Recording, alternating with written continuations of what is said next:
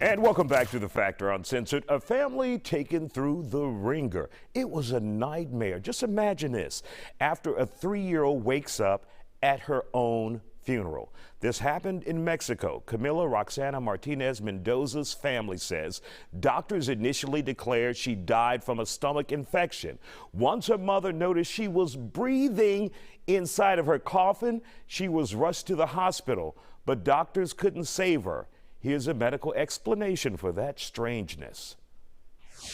So this is called it's a delayed return of spontaneous cardiac activity. This is after someone has been pronounced dead.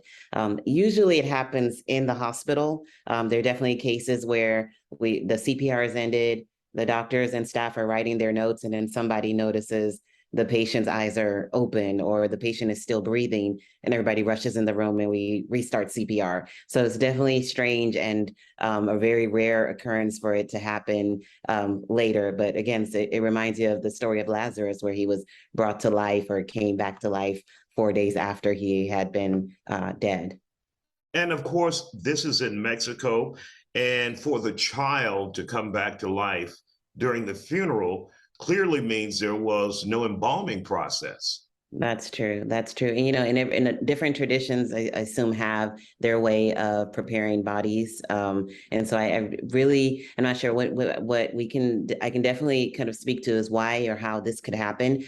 This can be caused by a hyperinflation, or when you're pumping air into the lungs during CPR in efforts to push air into the lungs, that air can actually stop some of the blood flow that you're trying to get to the heart from getting there. And so when you now decide, okay, this is not working, we're going to pronounce this child dead or person dead, that air is now getting out of the body, and now blood flow is allowed to come back to the heart, and then the heart can start and kick back. Again, very rare, not something that happens very often. In fact, there are probably maybe 50 cases actually reported in medical literature in all time.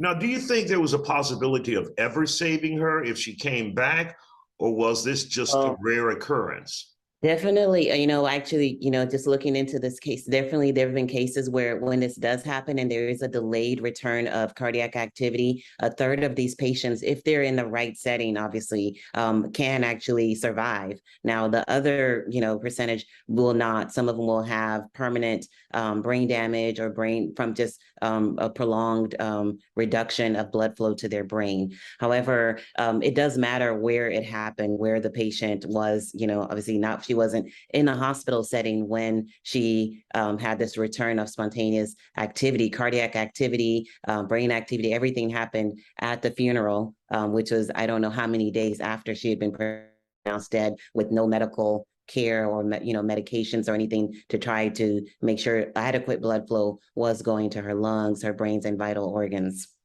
And Dr. Akiator, I think they said it was maybe a day later that they had the funeral after she was pronounced, but just a bizarre story out of Mexico.